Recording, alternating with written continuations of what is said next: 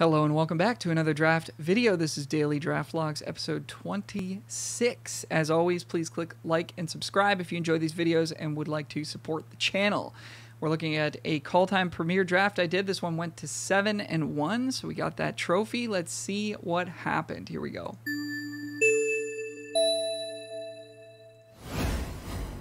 Starting off with a pack 1 picked one, Frostpyre Arcanist. Unfortunately, Arena is not showing us what else was in the pack at the moment, but we can assume that this pack was not very strong. There wouldn't have been a marquee common like a Demon Bolt, a Swirl's Pack Mate, a Behold the Multiverse, even a card like Squash I'd probably take over Frostpyre Arcanist. So that's kind of where, I'm taking this card in my pick order. I think it's a pretty good start to the draft. Blue-red's a pretty strong archetype. It's well supported at common. So I think this is a fine first pick, but not something that we're going to be holding on to for dear life. The pack was probably quite weak, and we'll just sort of move forward as if we don't have it and see what the draft shows us. All right. Pack 1, pick 2. So we get past a card that I like quite a bit. This one, Bloodsky Berserker, 2-mana 1/1. Whenever you cast your second spell, it gets 2/1/1 counters and gains menace. I find this card to be quite good. A lot of people don't like it. For me, it's performed well. It's very easily a 3/3 for 2 mana.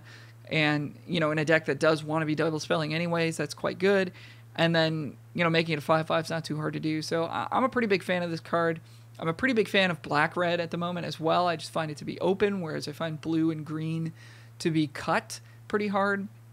So I'd be taking a good look at this card and thinking, if we snap this up, we could wheel Vengeful Reaper, we could wheel Kennel Master, Tormentor's Helm could potentially come back, Village Rites could potentially come back, which is not amazing with this, but there'd be some equity to be had here. Another card we could be looking at is Crush the Weak to support our Frostpyre Arcanist pick. Frostpyre Arcanist obviously survives it, makes it doesn't make it cheaper, but could search for a second one. So, pretty good start to a blue-red deck there. But, I mean, what are we wheeling out of this pack if we take that? Tormentor's Helm doesn't want to go in blue-red very much, and, the rest of this pack doesn't have any blue or red cards in it. So, I think there's an argument to be made for either one of these cards. Let's see what we took. All right, so we ended up going with Crush, which makes sense with our first pick.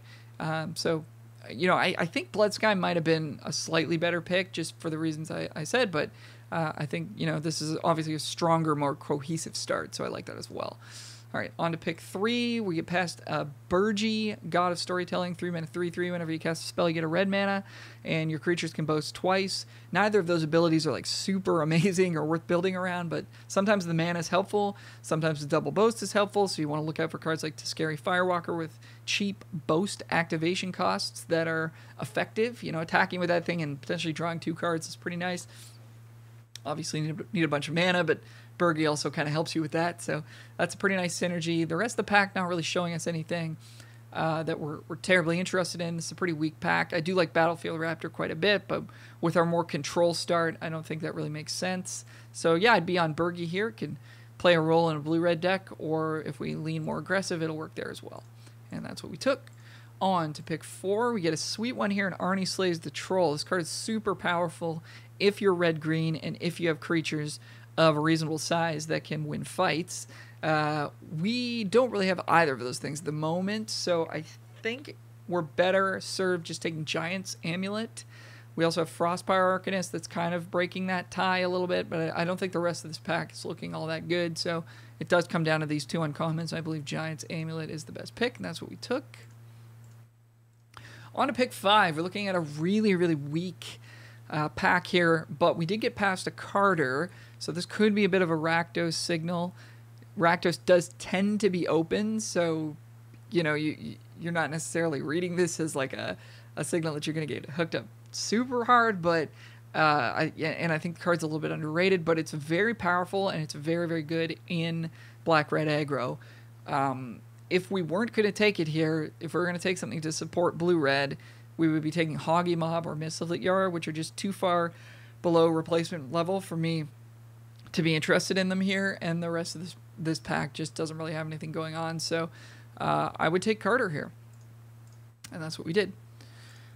All right, and then we get past Furia, which could be an Orzhov signal, excuse me, and I don't think we can grab it here just because in order to play it, we would have to scrap 1, 2, 3, 4, 5, our first 5 picks in order to make Furia work. And I think that's too much of a cost at this point. So I would be more interested in taking Breakneck Berserker here as a card that's good on curve, as a red aggro card, and also is fine in a blue-red assertive deck with some giants and giant synergies in it. There's also a Snow Island in the pack, which I don't think we really need. We don't have any snow synergies yet. We could pick some up later, I guess, but generally if you're going to take a snow land early, I think you want it to be a dual land that's going to also maybe fix your mana. Like if this was the blue-red snow duel, we'd be all over it. If it was a red-black snow duel, we'd probably be all over it as well. But yeah, just a single color with no synergies yet. I don't think that's really what we want. And that is what we ended up taking. So we'll see if we pick up some snow synergies. We'll see if this ends up mattering. I think Breakneck Berserker would have been the better pick here, personally. On to pick 7. So we do see a snow card in the pack, Frost Dogger. So, you know, not a really good snow payoff unless you've got a ton of snow cards in your deck. So we're picking up a snow land to leave ourselves open to picking up snow payoffs, and then sometimes you just get past snow payoffs that don't really work at all. So I don't think we can take this here. We could take Breakneck Berserker for the same reasons as last pack. I'm kind of interested in this Feed the Serpent, though. Coming around pick 7 is pretty late for this card. As you can see, it says average pick 3.7. So that says to me that black is open from this direction. Black is not one of the stronger colors, but Feed the Serpent is certainly the best black card and a bunch more powerful than Breakneck Berserker. So I think I would take it here to go with our Carter and our Bergie, and maybe we end up Rakdos aggro. And that's what we did. On to pick 8. Not much going on here. We got a very late Stalwart Valkyrie, but for the same reasons we didn't take Furia, I don't think we can take this. If we take Stalwart Valkyrie, then we're just playing Stalwart Valkyrie plus Bergie, or Valkyrie plus Feed, and we're dropping a ton of picks, and it's just too much of a cost at this point. So I think we just stay on red as a pivot color between blue-red and black-red, and take a Craven Hulk here, and that's what we did. And let's see how this pack works out for us. So we see a Hoggy Mob, pick 9. I could see an argument for taking Raise the Draugr here just because we've seen the black flowing. We have not really seen the blue flowing. Hoggy Mob is not really an important piece of any deck. It is kind of cute with Bergie, but paying 4 mana to do 2 damage is not always going to be an option for us, and it's not always going to be relevant. But, you know, fine pickup. I could see Raven's Wings as well being okay. Jumping Craven Hulk in blue-red is pretty nice, and then jumping an attacker in red-black to get the last points of damage in is also pretty nice. And then Raise the Draugr is also an option here as a way to get some late-game card advantage in a black-red deck. So I think probably Raven's Wings is the most optimal pick, but there's a bunch of options there for us. Pick 10, here's the pack with the Bloodsky Berserker and Vengeful Reaper. Those are both gone, which is kind of a little unfortunate. The pack wasn't super strong, but we'll grab a Carful Kennelmaster as a good aggressive card that fits with our Carter and our Feed the Serpent. Still not seeing any blues, so we might have to abandon our blue picks at this point. But we will pick up a Carful Harbinger here, which is pretty good with Crush the Weak, and in a more mid-rangey blue-red deck will do just fine for us. Pick 12, we'll grab Demonic Gifts, which is quite good in Rakdos, like that. And pick 13, Mists, which is barely playable, Goldmont Champion, Giant Ox. Okay, so we're riding the line between a blue-red and a black-red deck. I think we saw more Rakdos coming in this direction than we did, is it? Blue-red, that is. So I think in pack 2, unless we see some absurdly powerful blue-red stuff, I think we're going to be leaning towards black-red. But all the while we want to play as many of our picks as possible, which means we want to take as many red cards as possible because that is the color that we have in common with the 2 archetypes that we're drafting. I don't really consider blue-black to be a deck that we're in at the moment, or a deck that I end up in all that often. So red is going to be sort of the color that ties everything together. Even though we didn't see a ton of it this pack, I think if we're on the fence about anything, we're going to want to lean towards red cards. Let's head to pack 2. Whoa, yeah. So we open Azeka's Chariot. So right off the bat, a little bit of a curveball here. We've also got Glimpse the Cosmos and Behold the Multiverse. No good red, no good black. So, boy, we don't have the fixing to play the Chariot. I don't believe we're going to be heavy green. There's no reason to believe that. So I think we just have to take either Glimpse or Behold here, and that will depend on how many giants we have. We've got 1, 2, 3. So it's pretty close. I mean, I'm not sure which one of these cards is better. I think Glimpse is better if you have a good chance of flashing it back, which I believe we do, and we've got a lot more time to pick up more giants. Either one of these cards we pick up is more than likely going to lead us in a blue-red direction, which means we're going to end up with a bunch of giants. So unless we think we can wheel Glimpse, which I don't believe you can at this point in the format, I think we just take it here. But I could be wrong. Let me know in the comments what you think.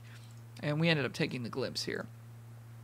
On to pack 2, pick 2. Still not seeing any red, which is pretty alarming, just because if we're going to take Draugr's Helm here as a good black card, we could end up in a bit of a tricky spot where we sort of have to pivot and lose a lot of picks.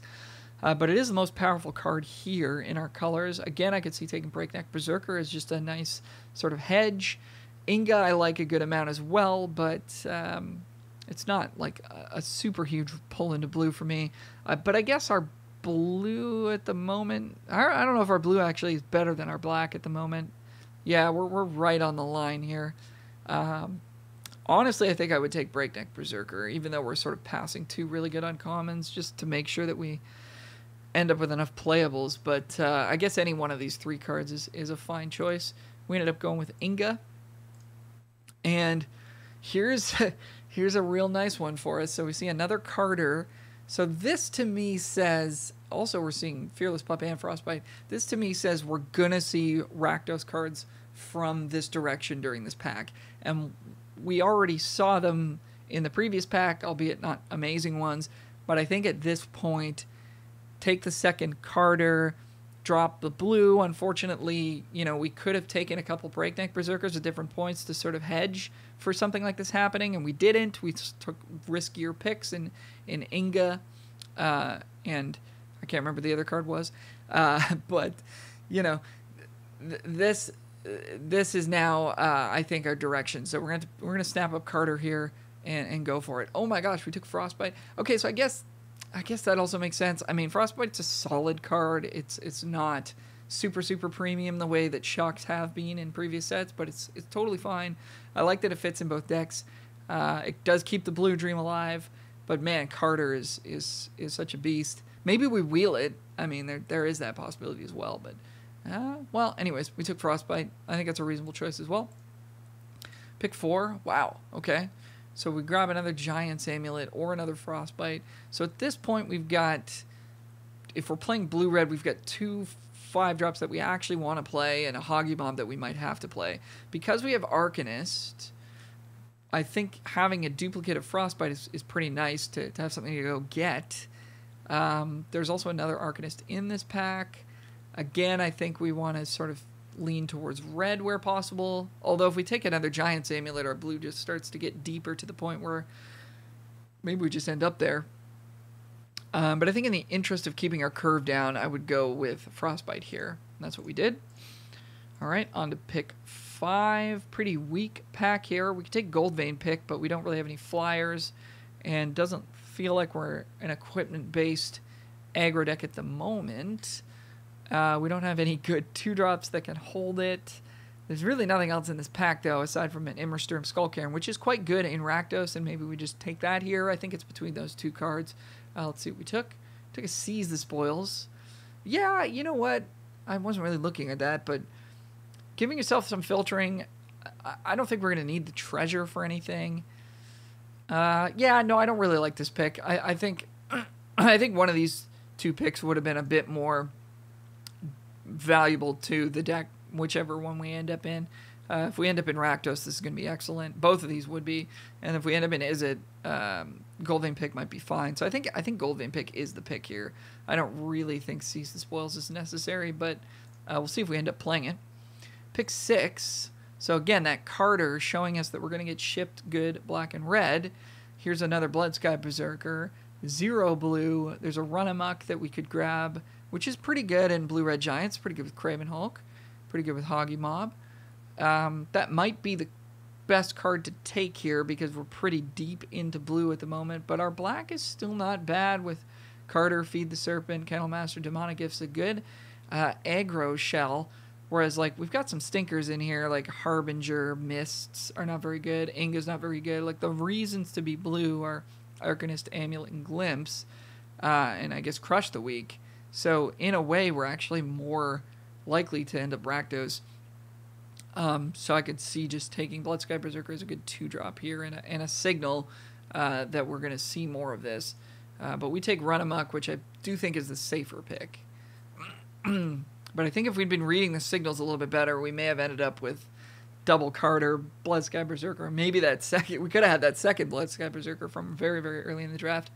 All right, so here, again, we got another Breakneck if we want to just sort of play it safe. We're not really seeing blue. Disdainful Stroke is not a great card. And there's Tormentor's Helm, which pairs nicely with Run Amok. We don't have much in the way of 2s, but if we do want to pivot into aggro, this is a good reason to do that. I kind of like just picking it up here, to be honest. Breakneck Berserker is not an important piece of either deck, whereas Tormentor's Helm is a very important piece of the black-red aggro deck, and we're really starting to feel the squeeze here as we're not really seeing any good blue-red giant stuff. So I think we take it, and we do. On to pick 8. Just a generally pretty bad pack. I think the only playable cards here are Brine Barrow Intruder and Elderfang Disciple. I guess shoutouts to Grim Draugr if we just need a 3-mana 3/2 that we can't ever activate, but I don't think that's a good place to be. So I think I would just take the solid 2-drop in Elderfang Disciple and start thinking about letting go of this blue, which we probably should have thought about doing earlier, and that's what we did. On to pick 9, we wheel a Jarl of the Forsaken and a Way Down. Our creature count is low enough at this point that we just need to take Jarl, so that's what we do. And wheeling in a Hoggy Mob over Infernal Pet. I'm not a fan of the pet, and I don't think it's really gonna make our deck any better. But I mean, for curve considerations, maybe. But you know, if we're still hanging on to the blue-red dream, then Hoggy Mob makes sense to me. So neither card very exciting. Here we pick up Raider's Carve, which is, I mean, Draugr Recruiter's not very good. Raider's Carve is also not very good. But I guess with Tormentor's Helm and, you know, maybe we end up with some 3-power stuff. We do have a couple of things with 3-power. Maybe we're activating this Carve. I don't think this pick matters very much, but that's what we did. Scorn Effigy is just a concession to the fact that we have no 2-drop creatures, so we just have to take it here. And then pick 13, Immersturm Skullcairn. So if it wasn't clear already, which I think it should have been by now, black-red is, I think, what our seed is supposed to be doing, so we do pick that up here. Wheel of Village Rites, which we might actually end up playing, and on to pack 3. All right. So we've got Frenzied Raider, Axeguard Cavalry. We've got another Giant's Amulet if we want to hang on to blue, which I don't think we do. It just hasn't been open at all. Another Carful Kennel Master, which I could see grabbing, but we really, really need 2-drops. So I think this comes comes down to Frenzied Raider versus Cavalry. Our Boast life is not great right now. We've got Hoggy Mobs with very expensive boast costs. We do have Burgy that kind of is cute with this, but I think we're going to try to wheel it. Just take Axeguard Cavalry here, which is actually quite good with Craven Hulk and some of our top-end stuff. So I think we just take Axeguard Cavalry, and that's what we did.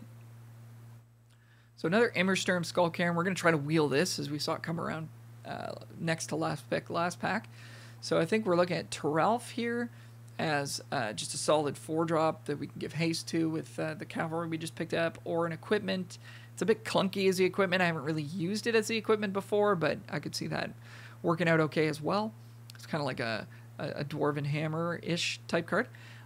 So yeah, I think we just snap that up and be pretty excited that we saw it. Try to wheel that Berserker or that 2-drop Elderfang Disciple. And here comes some blue, so not the best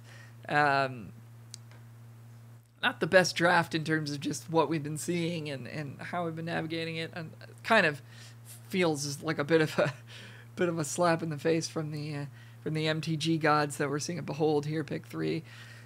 I think at this point we've taken in enough black-red aggro cards that we just have to stick with that.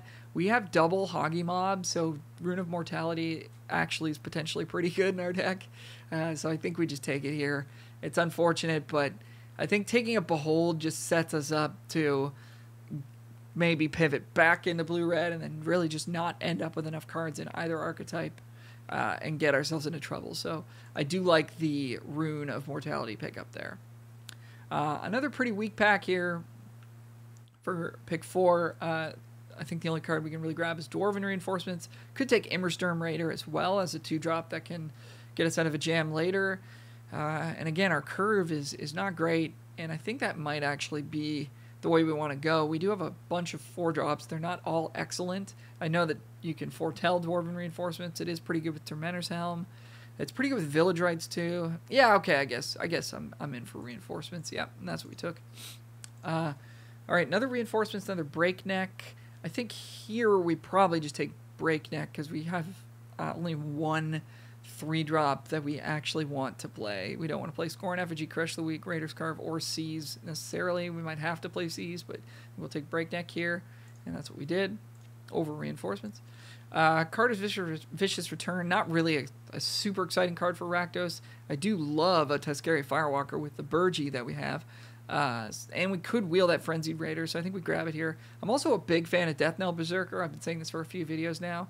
I don't think it's better than Tuskeri Firewalker, but hopefully we'll wheel it. And if the Firewalker wasn't in this pack, I would actually be taking this over Return way down, Svella, whatever else. But I think we just take Firewalker here.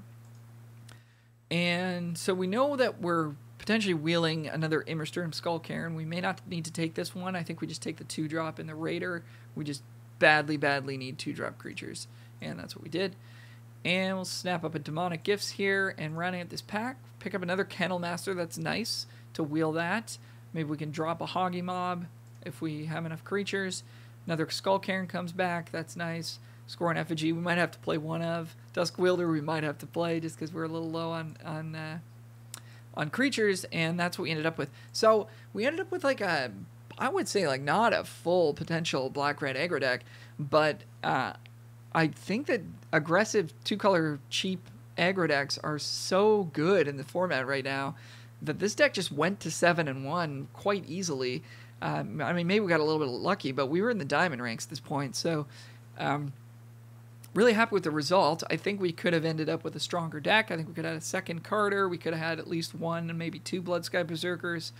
And I think it just goes to show that like blue is hotly contested right now, and it's kind of hard to really read signals or like first pick blue cards and hang on to them for dear life. So I think you really want to be open to not getting past good blue cards because it just doesn't happen all that often anymore. So leaning into a color like red tends to be a safer bet. And yeah, we ended up with, you know, a solid deck by doing that, and sort of got ourselves out of what I think would have ended up being a bit of a trap of a blue-red deck with not enough creatures, not enough interaction. We saw no Demon Bolts or anything, no Bergstriders. We would have had a Behold and a Glimpse and, like, you know, a couple of Giants, but, you know, none of the good early plays, no Mistwalkers, no Changelings. So I think we navigated this well in the sense that we ended up where we're supposed to be. I just think we could have done it a little bit sooner. In terms of stuff we should have been playing, I mean, maybe we needed Scorn Effigy. I'm not sure what you're cutting, though. Maybe a Hoggy Mob, just to lower the curve a little bit. Dusk Wielder, probably not where we want to be. It is kind of nice with Tormentor's Helm, but that's about it. So it's okay with Marine Immortality, but we want to be attacking. But yeah, we would like one more 2-drop, so I could see Scorn Effigy, as bad as it is, making this deck and cutting something like Hoggy Mob. But anyways, great result, and that's how the draft went. Hope you enjoyed this video. If you'd like for me to review a draft of yours, you could submit it in the comments below or in my Discord channel, which is linked in the description below. You can find me streaming on Twitch, twitch.tv/alromusic. Please, as always, click like and subscribe if you enjoyed this video, and tell your friends about it. It's if you think it's fun, if you think it's helpful, then maybe it could help somebody else as well. Thank you so much for watching. Till next time, bye for now.